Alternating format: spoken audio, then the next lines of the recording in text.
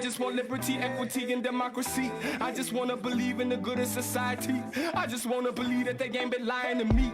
I want equality, want no more poverty. I want people to tell you it's more black people in jail for committing crimes that blacks and whites are committing equally.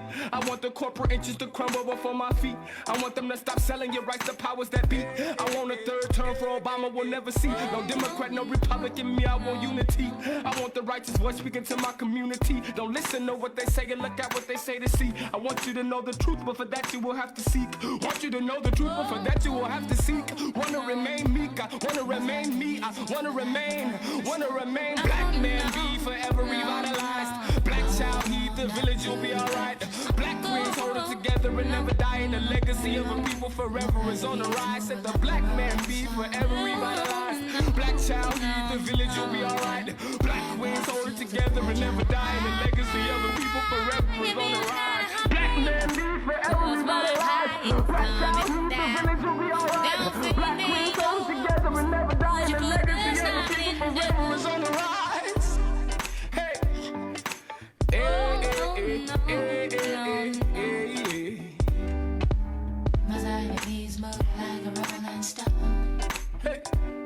Hey, hey, hey, hey, hey, hey, hey, hey, hey, okay. Hey, hey, hey, hey, hey, hey, sun cover.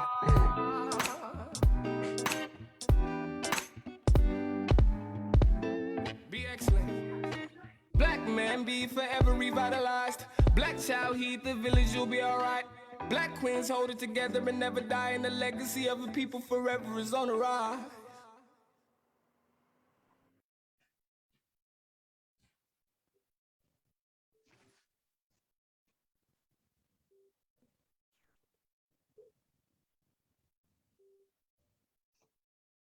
That song was a jam. I was just thinking the same thing. I was like, wait a minute. I have to add that to my playlist.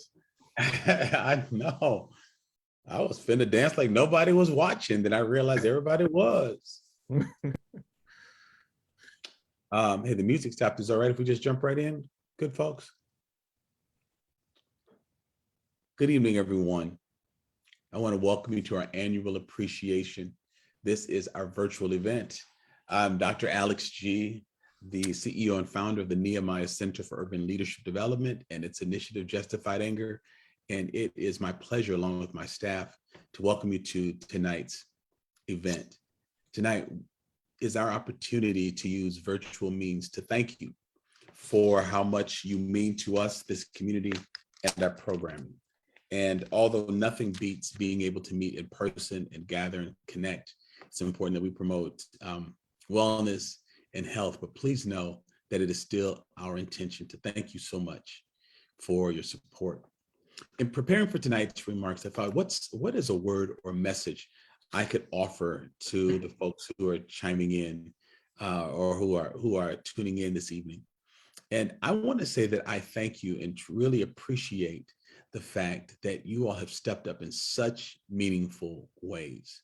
Much of what's happened during the pandemic seems like a blur, but it also seems like it has been going on forever.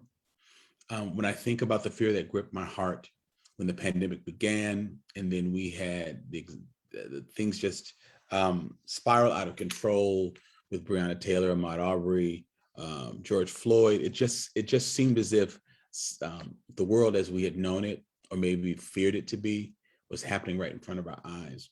And what I, as an agency leader, as a manager of staff, as a fundraiser, as a community developer, just started thinking, what can we do to motivate people or for people to believe that we can actually make a difference?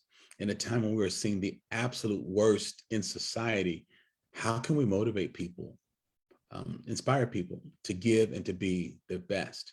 And that's the challenge that I brought to my team. We were afraid. We didn't know how the broken economy was going to affect our donors. We didn't know how the incidents that were being carried out in major community centers around our country would polarize even our donors.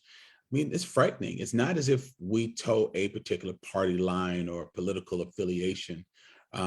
We have people from all kinds of persuasions and backgrounds and um, experiences. And what was happening in our country, in our world, divided families. So why did we not have absolute confidence that it wouldn't divide our support base, our volunteers, or even our staff? I remember I was on a cruise. My sister's on this call, and we and our family were, she and my family were on a cruise during 9/11. And I won't forget, and the staff has heard me say this story, that after everything happened in New York City, we were out to sea. I think we were docking in the Bahamas. I can't remember exactly where. It might have been Haiti. I'm drawing a blank. But we weren't able to get off the ship because we were still trying to figure out what's going on in the world. But I remember the captain coming on saying, "Hey, folks, my crew is from around the world, and my passengers are from around the world. And we know that the world is crazy, but we're not about to be crazy on this ship. We are going to respect each other. We're going to respect our staff. We're going to respect our crew. We're going to respect our guests. We're not going to be doing any finger pointing and trying to figure out who's on what side. We're on vacation, and we're going to make this work." And that leadership, just coming in and just being this voice of reason, this voice that was calm, the voice that was not divisive, but clearly identified something world altering had happened. And it definitely is going to impact our lives. And in about a week, it's going to impact our travel back home. But today, while we sail, we are community, and we're going to act like it. We're going to sail like it. We're going to dance like it. And that was a memorable cruise for a number of reasons. But the leadership that held the expectation that in the midst of such a trying time, we could be better and we could do better. And that's what, sorry, let me turn off my notification. And that's what I said to my staff. These are frightening times, and you're concerned about your families and your own health and the health of your loved ones. But we have folks that we're serving, and we have a community that's up in arms, a nation that's beside itself. We have an opportunity to do something different. And what I appreciate is that our donors stepped up, our volunteers stepped up, our staff stepped up. When I warned staff to be careful grocery shopping and things that we were doing to help families, it just made me really proud. And so tonight is just about saying thank you, because the things you do, you don't have to do. Should you? Perhaps. And should others? Perhaps. But does that take away the importance or the need to stop and say to those of you who have stepped up, thank you? Doesn't. So we want to say thank you, because you have supported our community. You have supported our efforts, and you have shown the better side of humanity. There were days and weeks that were just treacherous. I sat on a phone call with medical leaders from across the state who are making the decisions on the criteria by which people would receive ventilators. And it didn't sound like a lot of consideration was being given to the poor, the marginalized, people of color, or people who had stress-related illnesses due to racial oppression and microaggressions. And so in a time where I saw through very fear-laden lenses the underbelly of a community, I also saw the very best. I saw folks show up and help us to build something called Lean into Allyship, where we brought people to the table to find out what do we do next. And the lunch and learns, people showed up because they wanted to know what was affecting people in incarceration. They didn't want to just say, it's not me. People leaned in. Black History for a New Day. We've taken more people, almost as many people in the last year and a half through the U.S. Black History course than in the previous years combined. After this current cohort, I think we're going to be at about 3,500 participants who have completed the course. That's absolutely ridiculous, particularly considering the fact that we had no knowledge of how we're going to create an online platform. But my staff just showed sheer brilliance and guts and commitment and made that happen. We've had 2 reentry conferences, virtual conferences, since the pandemic has started, and the relief programming, our partnership with Foster, and people helping us to pay bills and pay for groceries and support the family. To see the broader community, the local community here, care about the marginalized among us, made me proud to be a part of this community, made me even prouder to be the leader of this organization in this moment. And when I have those not so powerful moments, and I hear some of the negative things in our community, I now have something against which to compare it. And I have indelibly etched in my mind and my memory the commitment of people in this community who have learned the beauty and the importance to educate, to donate, and to affiliate.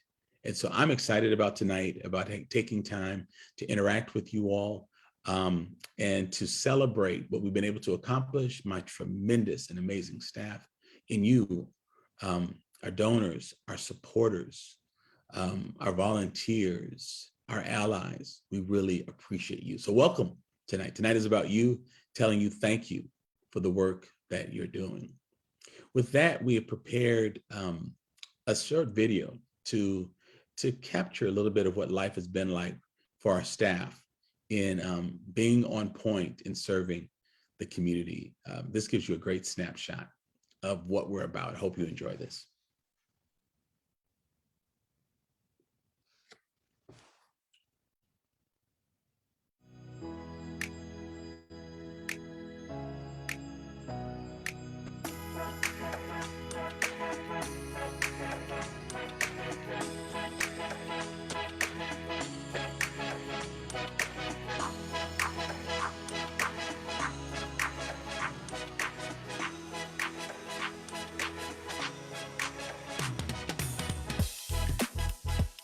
You have people in need of food, come on, we got all these boxes here.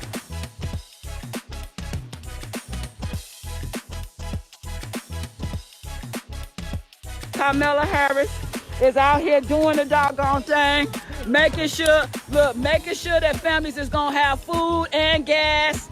Thank you so much, Kamala, for your love in this community and all that you do.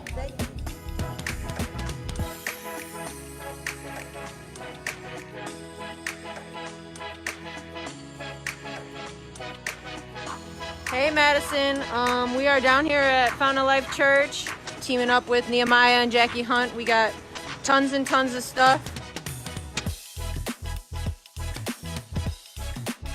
Nehemiah has focused on the assets in our community because we have always believed that our children are leaders who need to be developed and not problems that need to be fixed.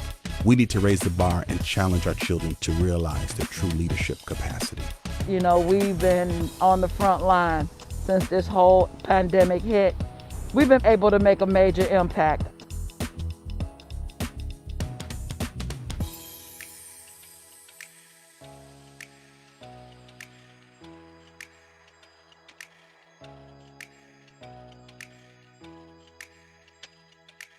Now, our work isn't magical, but it is very unique.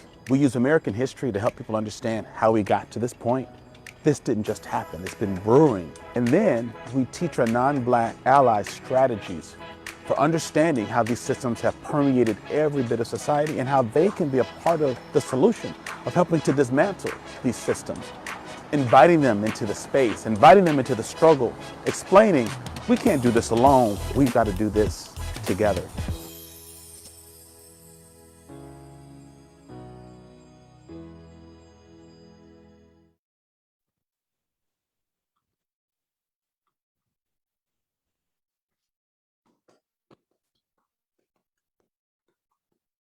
Hats off to Eli Steenlich, our key storyteller, our director of communications. Thank you for always using video and pictures to tell the tremendous story of folks who are doing great things in this community.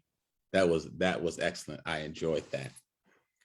Now we want to do some program updates, and I have with me today 3 key staff members.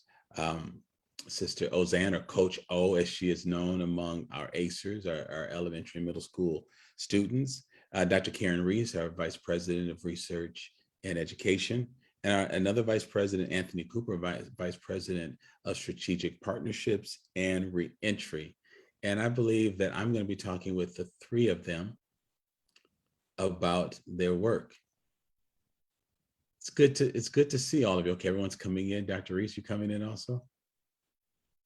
There we go. All right, now I see my family. It's good to see all of you.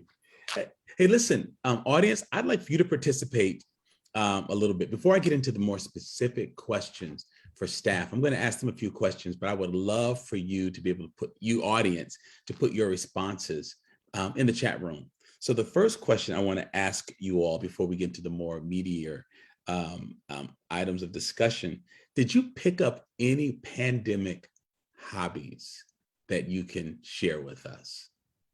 And others, audience, you can put yours in too. If you developed a new audience, please come on, put it in. Some things that you've learned.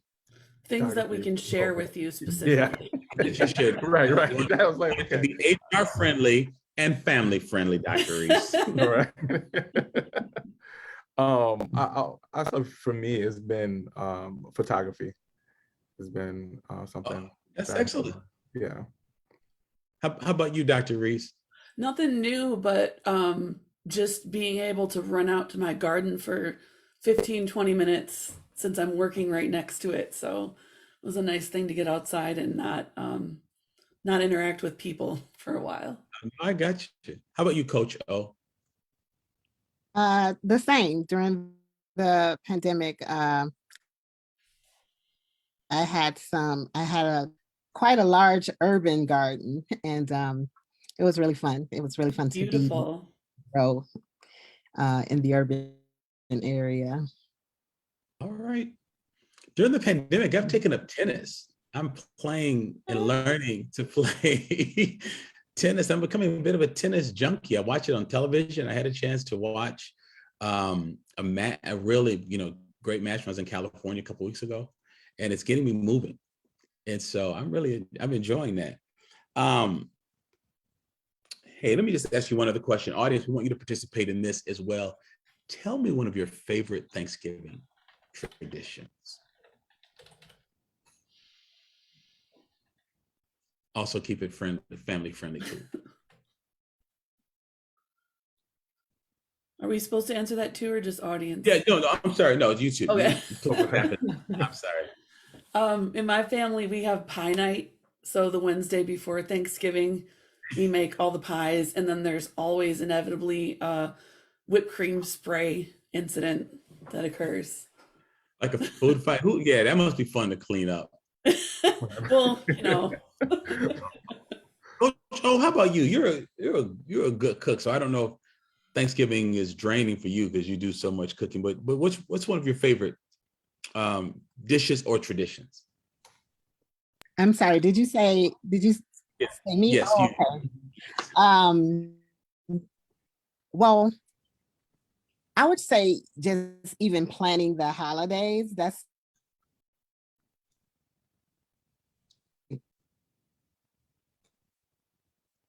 thank you.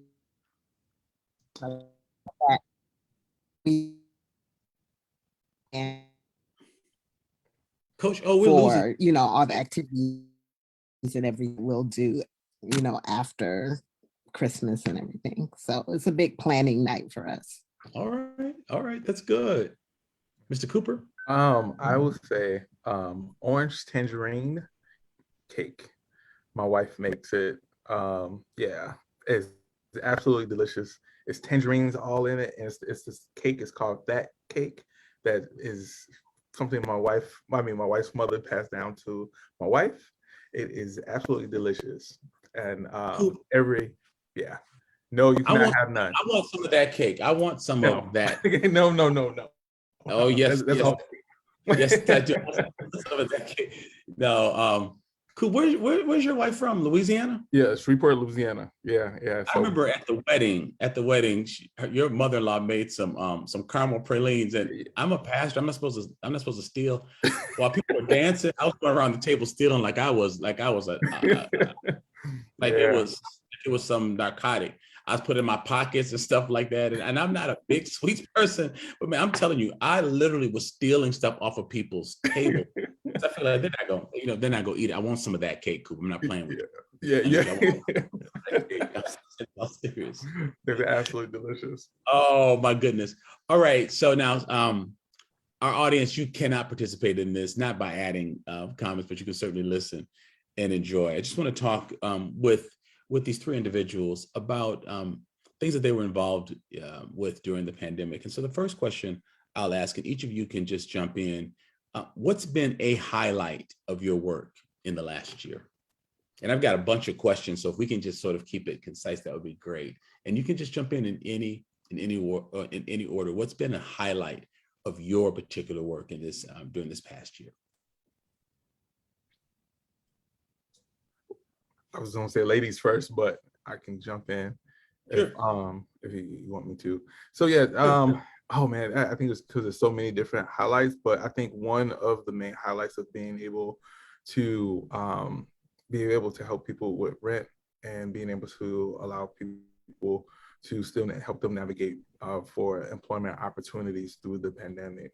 A lot of the men in our housing was definitely affected by the pandemic, and being able to navigate that, and also, and definitely had great support from Karen, great support from Aaron Hicks, as well as Rebecca Barber. They really stepped up. There were times that, where I say times where they actually have said, hey, look, like, man, hey, we got this, and which I appreciate it more than they know, even though I constantly tell them, but my reactions kind of show them more than my words, because I really appreciate all the wonderful work, how they've stepped up as a part of our team.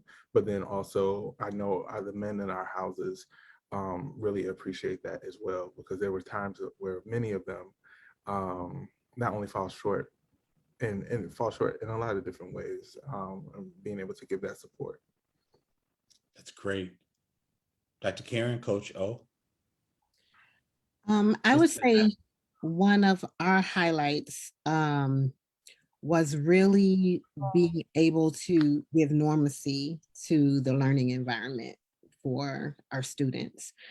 Watching them just overcome the, just the hardships of virtual learning, and giving them a more normal environment for learning over the past year, and even giving them social spaces in the best way that we could during the pandemic. So that was really a highlight, being able to see and be around students during the pandemic it was an awesome experience. Coach O, give our audience a better insight into what those learning pods were, because for a large period of time, children were learning asynchronistically at home, logging into classes supposedly by themselves. Mm-hmm. So when you talk about offering student space, just take a minute and tell us physically, what did you and your team provide for young learners while they were out of school? Okay. So we developed a partnership with the Pines and Chavez, and they have a media room, which allowed us to bring 20 students in, and we were able to social distance. We were able to keep the climate clean and sanitized. And even in their learning cubes, we had dividers where they could see each other, but it was a part of our social distancing. It was a part of our social distancing methods to, keep students apart. And so we got them outside for physical time. We were able to take them on field trips. We were able to just do things that they would normally do in the school, but we also provided a support for families and teachers, where that communication just kind of got cloudy over the pandemic. So we just provided normacy, not just for the partnerships with our parents, but also with the partnerships with the district and the school. So it just really was a bridge. We offered a bridge for the school, for the families, and also just a wonderful social time for students who were just really struggling and not showing up prior to the virtual learning opportunity. I love that. And Harry, our executive vice president, just wrote, "and no cases of COVID among staff and students." Coach Ozanne, one of your dreams is to be part of a school, or designing a school, or running a school that allows our kids to develop beautifully. Did that learning pod make you feel like a little bit like you're running your own school? Yes, it did. And we had a wonderful, I should have said this is one of the highlights. The Pines owners and staff built us a whole kitchen. So we were able to provide meals. We had our own, I mean, it was state of the art equipment and appliances. We just really, provisions were really made for us to do what we do best. And that was to love on kids and provide enriched learning spaces. I know parents appreciated that. Students did, because they came, their parents brought them, or they got there, you transported them, they got there. But I'm sure the parents must have been so grateful. So thank you for that. Dr. Reese, what was one of your highlights of this year? Definitely getting the Black History for a New Day class online. So as you said, that was something that a vision that you had for so long, and were pushing us to do it. And, we didn't get to it. But coming into this pandemic, that was the only way we were going to be able to continue it. And given all the things that were going on in the country, it was critical that we were able to still make that happen. So essentially, we had about 4 or 5 months to get everything recorded, set up an online platform, get everyone registered, and put them through. And it was absolutely amazing. We went from an in-person offering of 250 to 275 to enrolling almost 1,500 people in February. So, just mind-blowing. And another 500, and this was also the first time we've been able to offer the class twice in 1 year, which was another thing on the wish list. And so we've got another 500 this fall going through. And going online just opens up like a whole catalog, basically, of learning opportunities, a combination between virtual and live. So it's exciting to think about that. Fantastic. And you and Harry Hawkins have been able to continue the training that we offer for educators. So I think this is the second year that you've done offer virtual learning opportunities. And so the history class has given us a new angle of really educating people on how we got here. And it's important information. Once we understand that, we can become more strategic in moving ahead. And Dr. Reese, we've been able to have participants attend the class from coast to coast. And I love that.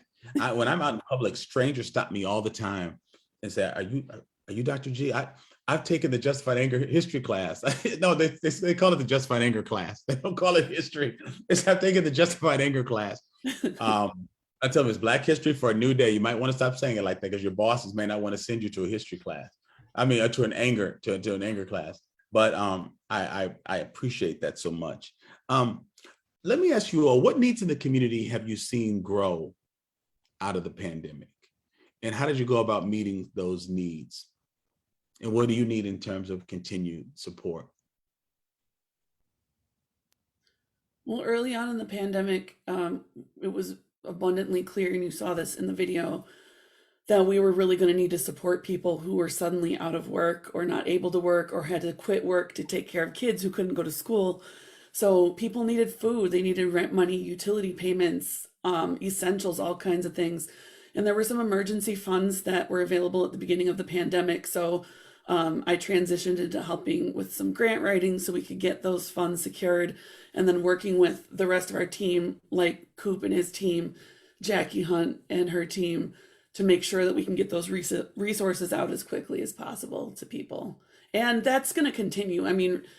It's not new that people need rental support, rental assistance, but now we have some systems in place so that we can continue that. Sure.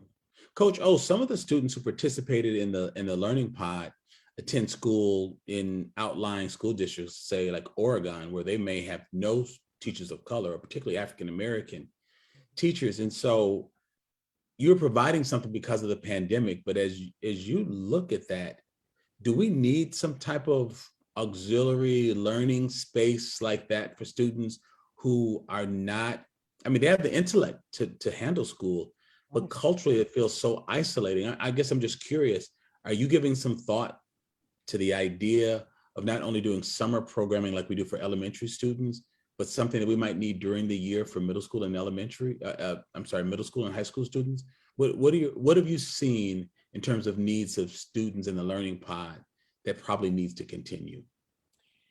So absolutely. It's good that you mentioned some of the outlier schools, because we did have an opportunity to meet with the Oregon school district officials, and they were very interested to learn about the learning pod and about how something like that could also take place, and how they saw the need for something like the learning pod and input from the community in their spaces. But I will share that one thing I am seeing as I do contact work, I'm doing contact work at West High School right now. Contact work is just really meeting with students and connecting with students to see what the needs are. And I'm noticing that that gap year, that year of COVID, you could really see the social differences in students. So ninth graders are still really eighth graders. Juniors are not really they're not feeling like juniors. They're not presenting or showing up as juniors because of that whole social gap that they just experienced. And so a huge thing that we're seeing is a need for mentorship, a need for learning coaches to be present within their learning environments. It's not enough to say go to class anymore. It's not enough to just expect the learning to happen. There is some serious coaching, and there's some serious social education and relearning that needs to happen. And as we see, we saw over the pandemic that just our presence, community presence, people of color presence makes a huge difference in how students show up and how that expectation of their learning is heightened just because, they have folks in their community that look like them, supporting them, cheering them on, and are of course caring about their learning and how they're doing. That's past, the how they respond to tests. Or they really want to know if you care about them, if you're there for them socially, if you're able to help them through those hard days and those hard times. And we had some of those in the learning pod, and some of the days we had to close the computers and we just had to be there for the student. I love that insight. I just wrote that gap is serious. So I appreciate you bringing that to light. Hey, Mr. Cooper, I want to ask you a question. We talk a lot about the emergency services that Nehemiah provides, particularly through our reentry program, the housing, the support groups. But there are also men who weren't in our programs per se, but because you do work inside the jails and the prisons, you've made them part of your reach. And so I can remember when there were high incidents of COVID among men and women who were being held for hearings, and you had to advocate to get them out, and they weren't going in and out, so they weren't giving it to each other, but workers were giving it to them. So in addition to doing the emergency services, you also were trying to push the buttons with Department of Corrections and with the sheriff to change these policies, and a stoplight or domestic violence should not be a death sentence. And people were catching COVID, and some actually lost their lives. And so how do you keep yourself mentally well and healthy when you are constantly bombarded with so much tragedy as you're seeking to serve your community? How do you take care of yourself? I wasn't prepared for that question, but I appreciate you asking that. Definitely prayer, definitely having other people who I depend on to be able to sit down, and also being able to, those long walks in the park are filled with those woosah moments of okay, God, what should I do next? But then also relying on people like yourself, talking to Harry, talking to Karen and other people to be able to get other inputs. even talking to my team as well. I think one of the things that I think what is really to our strength, and I feel this way throughout the whole organization, as we're talking about reentry, and is the fact that where it's the consistency. People, especially men and women, a lot of times when in their own lives they've never had anyone who was consistent. They never, and if they did, they've either broken that relationship or lost that relationship along the way of their own inconsistencies as they're going forward in their life. So being able to allow people to know, like, hey, look, not only we're here for you, but at the same time, this is a partnership. You become like family, right? And let me change that. I have to say you are family because we care for you. We want you to do better. Just even though when you may feel like it's impossible, and we talk about the possibilities, but it takes teamwork. It takes teamwork to go out as we're talking about jobs and things of that nature. What do you have to do on your end in order to make sure you're keeping that job? There's a friend of mine who I shared with a long time ago, and I said, man, I mean, when they say, hey, I just want a job, I just want to just do something, and which I understand that. But in order for something to be very transformative for that person, and especially in his life at that time, we had to be able to talk about how can we make sure that this job is going to lead you to the next opportunity that is going to help you grow personally, but then also allow you to feed into the things that are connected to you as well. And a lot of times, especially for men in particularly, we're not having those conversations with each other where we can be very vulnerable. There's been times that where I've been very vulnerable from times where, to your question even more, where I felt broken and I felt hurt, right? And I'm just like, man, brother, I know you can do better, but at the same time, I will not give up on you, but also I don't want you to give up on yourself. And I'm talking to people through my own tears because I see it. Because even for myself, in order for me to do the things that I've done, people have to see something in me, and I just reflect that same light onto others. So that's the how. But I think, as I always say, I know I couldn't do the work that what I've done, not only being able to have phenomenal leaders who I can bounce things off of, Harry, Karen, Pastor G, Ozan, me and Ozan, but even to our administrative staff, right? Because we are all a big family that want better for our community, and that's everyone. So that changes even the way how we deal with things, I feel. So no, that's great, cool. We need you to keep taking care of yourself too, and asking you how you take care of yourself. You start telling me how you take care of people. So we need you to keep taking care of yourself, Coop. We need you around. Keep doing those long walks and things. But I appreciate you, man, so much. I want to say to our audience, sometimes in the social service arenas, people talk about evidence-based practices. There's science about how we learn things and build those into practices.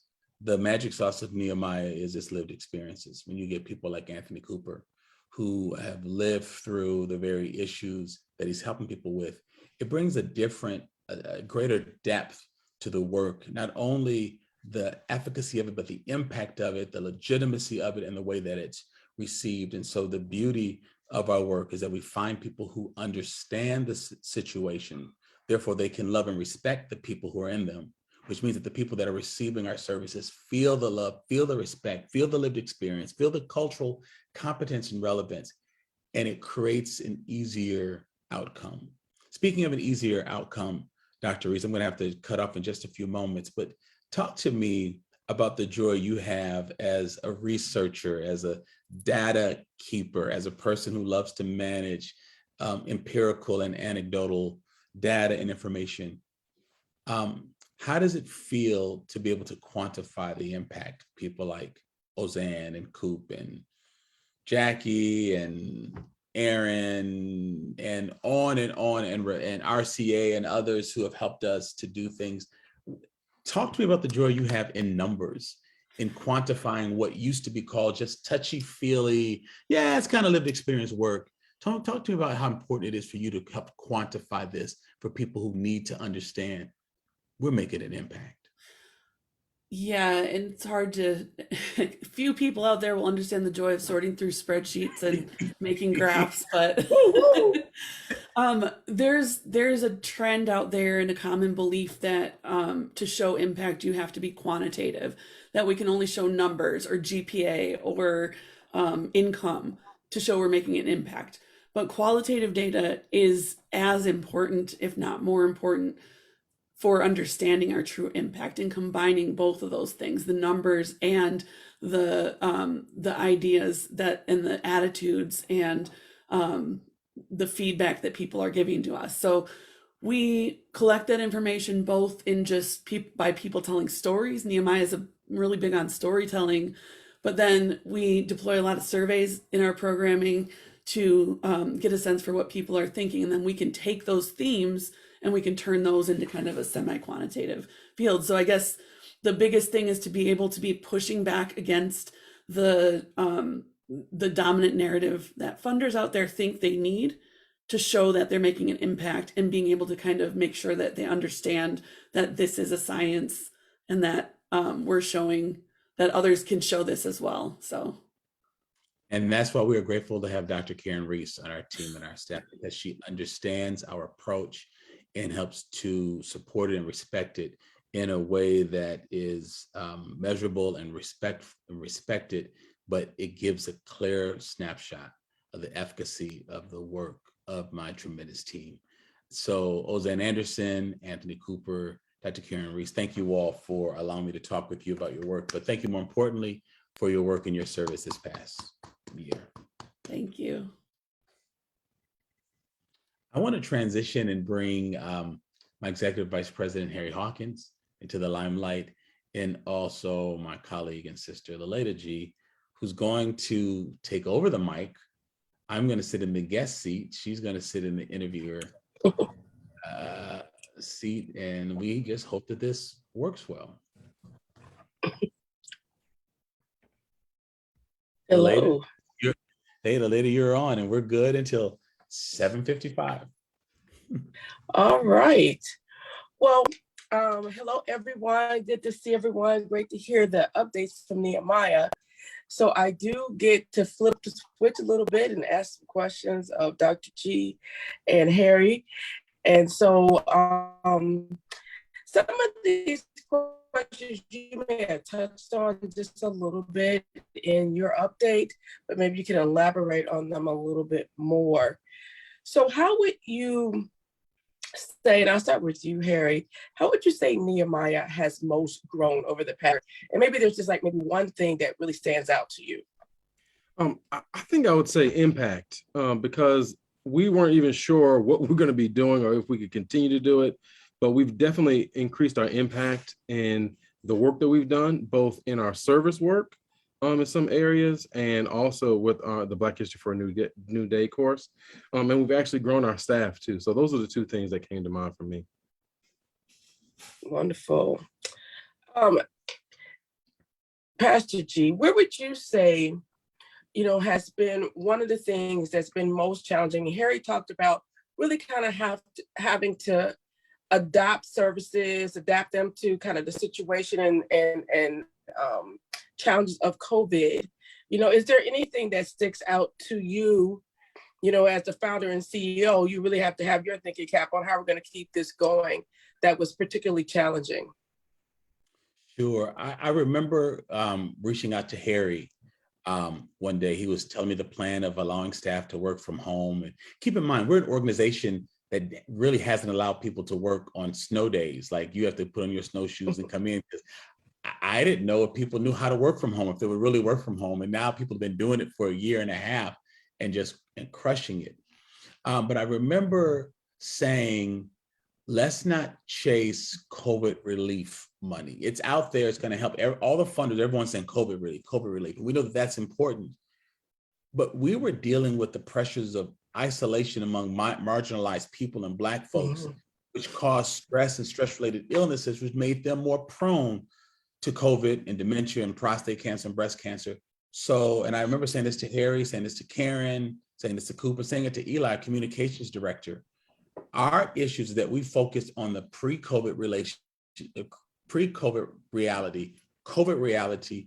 And when we're post-COVID, the crap that was present pre-COVID is still going to be what we're dealing with. So let's tell the story pre-COVID, COVID, post-COVID, because folks are going to forget all about pre-COVID when we stop wearing masks. And I think communicating that to people was most challenging because folks just wanted to know about rent assistance and relief, forgetting that we work on the issues that made populations most prone during COVID. Changing that narrative, and again, Eli was fantastic. He's my communications director.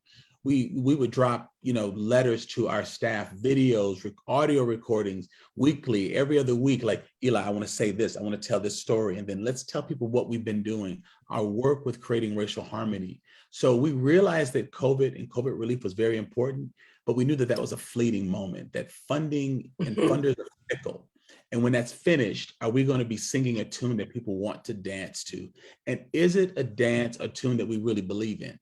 And so I think telling that full story, but understanding where we were going as soon as the pandemic began to slow down, what would be our message and what would we need to reach for at that particular time? And that was challenging.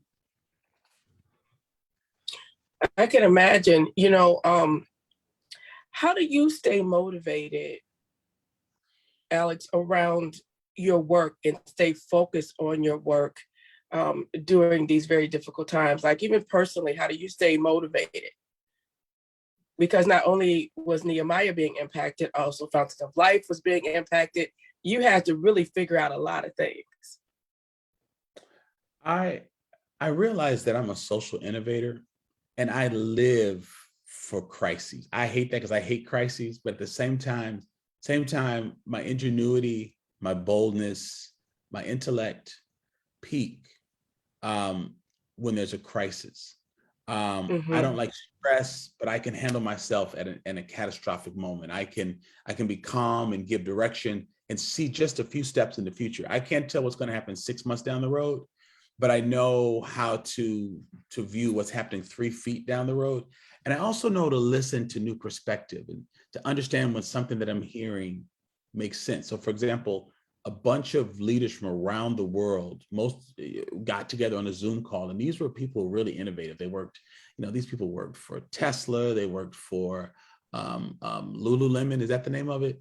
Lyft, Google, professional sporting, sports celebrities or athletes. And in one of the workshops, they said, it's going to be crazy for the next 18 months. But then after 18 months, the economy is going to wake up and blah, blah, blah, blah, blah. So you need to be getting your crap together now, where you're going, what's your mission, rethink your mission, watch your budget. Like, they gave me some direction and it made sense to me. And I thought, this is not hand to mouth. This makes sense. This isn't going to last forever. And who are we? Who is Nehemiah as we come out of this? And I huddled up Harry and my team and said, here's who we're going to be. We're going to be leaders in race relations and education and building bridges and helping to offer real solutions through real relationships. And I was able to get a peek into what the future could be like if we acted today. And my team pivoted with me. They acted on that day. And that's how we got to this moment. So it's wisdom, it's guts, it's faith, and I'm around competent people. I'm around people who aren't afraid to say, I don't understand that. Like, the inside joke is that I've wanted online US Black History course for years, but I also had staff who's confident enough to push back and say, we don't have the bandwidth to do it. And so I didn't demand it, but I kept saying, I want an online class. So when COVID hit, we know we couldn't meet. Like in July, I said, you all know we're not gonna be able to meet in January, right? Put that damn class online. Like, okay, all right, you got us, we got to do it. So there's respect that when we can't do it, I understand them when they push back, but they understand me when I say, I'm sensing this is a thing. And we're not finding out this is a thing. So that mutual respect of pushing back and pushing forward and finding the rhythm of that's doable, that's not destructive, is really important. You know what? I absolutely agree. And I think you do like Christ a little bit, because I have no memory of what that captain said on that ship. Oh, Oh, it spoke None. to me. It spoke to me. None. I was like, this is good. This is good. He is navigating this chaos. I feel like I'm on the Love Boat. That felt like, Gavin McLeod. I was like, all right, Captain, drive this boat. That's funny. All I was thinking was, give me another drink. Harry, let me get to the trauma of this whole situation. During the pandemic, you hired new staff that you never even met in person, that you had to onboard and train and orient, as well as keep your current staff motivated. How in the heck did you do that? And what was tough about it? And what has been like a sweet spot for you in that? Yeah, I think one of the things that has allowed me to do that is one, and Dr. G has said this, but really working with the team. So when I first took on this position, one of the things that I worked with Karen to do was just to do an engagement survey to find out, why do people stay here? Why do people work here? What motivates people? And so we found that there were two things that really allow people to thrive at Nehemiah. And one was that they believed in the mission. And the second piece was they respected the leader. And so when I'm hiring people, that's what I'm looking for. Don't tell anybody that's the secret sauce. But yeah. So what happens is when we're in an interview, we're really looking to see, are people bringing to the table the things? Do they already have the stuff that makes people successful here, right? If somebody is money motivated, or they're seeking fame, or this may not be the best place for you. But if you want to be connected to a mission, then that's what we're going to do. And so really relying on the team, because I've learned that to check my own biases in hiring, I got to have people with me. So we always do panel interviews to make sure that I'm not being biased towards someone, and we really make the decision together. So if all of us agree, then typically say, that's good. That's a good one. Sometimes, because sometimes you need help so bad, a warm body is like, that's the perfect fit. And somebody else goes, no, not really. I don't think so. So really, I think it's really just understanding what makes people stick and stay and bring their passion to the table. And I think the second piece really is a result of Dr. G's living out his transformational leadership principles. And for those who may not know, I'll give you a brief, I'll give my interpretation of that body of work. But essentially, it's allowing leaders to lead and be themselves. And so what happens is when the pandemic started, we were able to shift. We had people who were teaching about breathing. Dr. Reese was teaching about breathing. Lindsey Johnson took us through a workout. I had to keep my camera off because I didn't want them to see me about to pass out, and so every Thursday we were having people, bring their own skill set to the table to say, hey, here's what we can do. And really then working on how do we pivot to keep our culture, which is rich, was like one of the best parts of working at Nehemiah. And we couldn't have that where you're in the office and you get to have those conversations at the drop of a hat, or somebody gets to interrupt you to ask you a question about race relations, or we get to eat food, in the kitchen together. So we found a way to really still connect, where we started meeting weekly on Mondays to do that work. So and people have leaned in, because we had staff who, particularly some of our new staff who were Black, who were like, man, this is a great environment, but there's some interactions I'm having that aren't so great. We had white staff like, this is great. And there was some tension, but the staff just leaned in and worked on it and have been engaging with each other in difficult conversations, to the point where Dr. G and I were in a grant meeting, and somebody asked us, how did you keep all of your staff? And at first I was like, you have all of our financials and budget, like, all my business, like, you can see I can pay my staff. And I said, oh wait, I don't think they're talking about money. And the environment that Dr. G has created and allowed us to contribute to with our unique gifts has really created an environment where people didn't even think about quitting, right? We have people saying, hey, I've been trying to get in there. Is now the time? I see you're hiring again. So for me, I didn't even think about like the whole Great Resignation was like something I heard about, kind of like a unicorn. You know, I didn't know that we actually benefited. We stole some people from from some other jobs. Sorry, not really, but you know, we did. So for me, I think it's really about allowing people to be connected to that place. And I think at the heart of that is really that no matter how you interact with Nehemiah, whether it's through volunteering, your program participant, your employee, you really get a chance to have that dignity affirmed, and you're going to be challenged, right? But your dignity is still going to be intact. You still get to be a whole person with value and worth. But we might get in your business a little bit, but like family, right? So Yes. I think it's that working in that environment where you get to be fully you, that is just something you just don't find everywhere. Thank you. And Reverend, we're going to have you end us with responding to, I know one of the new staff people that was hired, Shamika Harper, was also a former ACE participant as a child in the Nehemiah program. How did that make you feel to see that kind of circle of life, I guess you could say? Well, you know, Laleda, you're part of that planning team over 30 years ago. And one of the dreams that we had is that one day the children who participate in this program would be employed by it and working for it and maybe even living it. And so to live long enough to see that transition after 30 years is very rewarding. Because when you run a nonprofit, there are so many things that allow you to check yourself and even feel a little down. Did you raise enough money? Did you hire the right staff? Did you hit the right goals? Are you as strong and competent and capable as the next organization? But how many organizations can say that the preteens who are in your youth programs is now a director inside your organization and making a full-time living and has a family? And it makes me very proud. I know Shamika's got her camera off because she doesn't like this kind of stuff. I wish she'd come on just a moment, but maybe she Shamika. Miss Shamika, come out and play. Acer.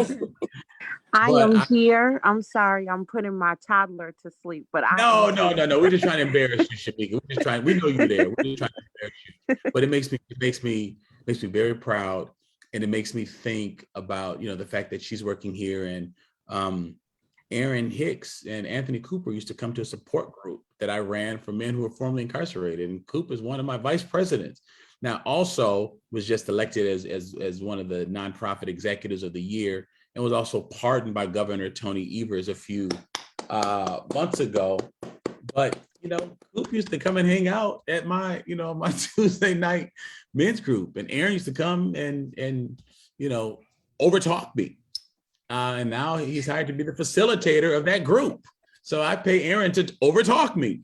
But that's living out the transformational leadership principles. And there's not a lot of organizations that can say that in 30 years, folks who were served in your program. Jackie Hunt is another. You know, I gave her first job. She and her daughter both got their first jobs through Nehemiah. So it makes me feel very proud. And it makes me proud of the team who 30 years later still understand that this was our initial vision. I'm proud that 30 years later, we're still doing what we said we were going to do.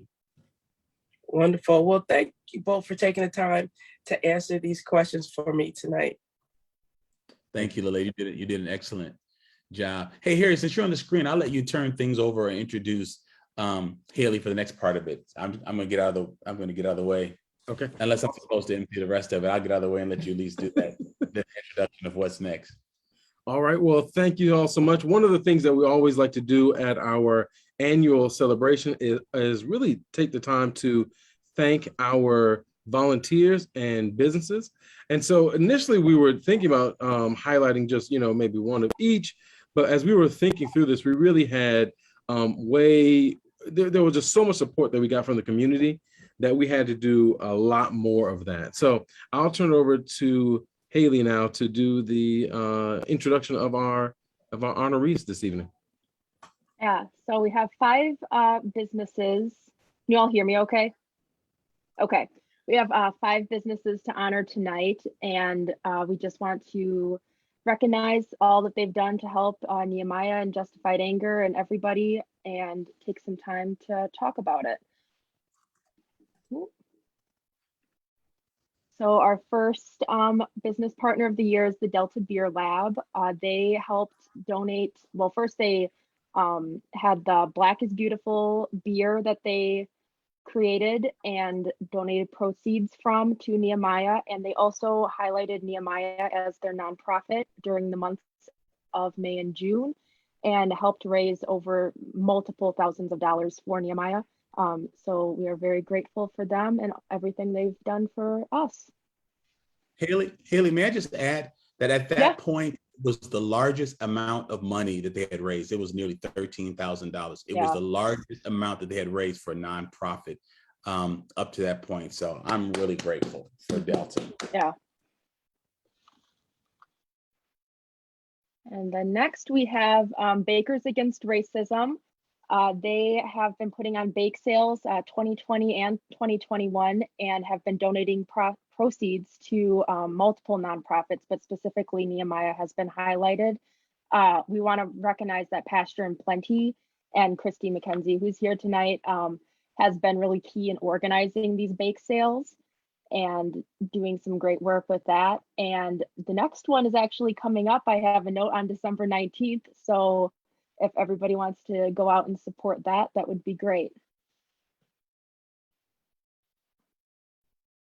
All right, our next one is the Working Draft Beer Company. They collaborated with Miss Laleta G to design a can. So it's great to see her artwork featured there, and then also donated some proceeds from their sales as well to Nehemiah. So it was a great collaboration all around, multiple people affected. We have Short Stack Eatery. They have been long-standing business partners to Nehemiah. Nehemiah is one of the root partners of Short Stack, and they have been donating consistently monthly.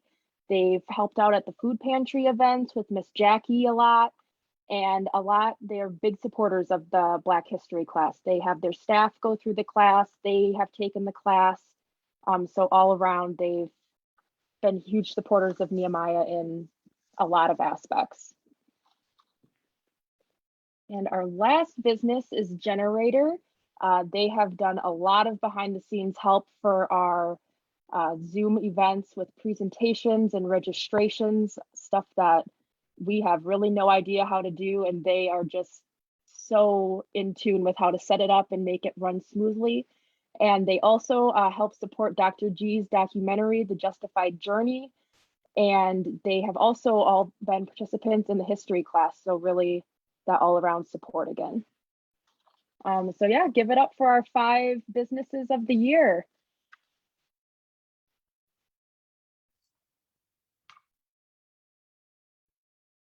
All right, and then we have our volunteer of the year. We want to highlight somebody who has really just kind of embodied what a good ally can do and what works well. And our volunteer of the year is Sandy. She was a part of the 2018 cohort of the Black History for a New Day class, so way back. And she started with a couple other volunteers to pilot a reading group and kind of selected some books and made discussion questions. And there's now a free book discussion resource guide that we have as well made from that. And most recently, she's known for being the leader of our wonderful, wonderful Court Observer volunteer team. She has done a significant impact in Dane County, training a lot of court observers. The team is huge now and has really taken off. And she's spoken to newspapers and TVs about all the work that she's been doing. And she just really demonstrates, that long-term commitment needed for allyship and continuing on this journey. So thank you, Sandy, and thank you for being our volunteer of the year.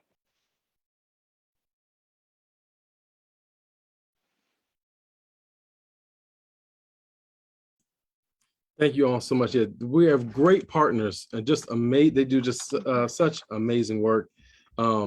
It's really a pleasure to be a part of something and see people really embodying the work and making it their own. So, well, thank you, Sandy. Thank you for our businesses.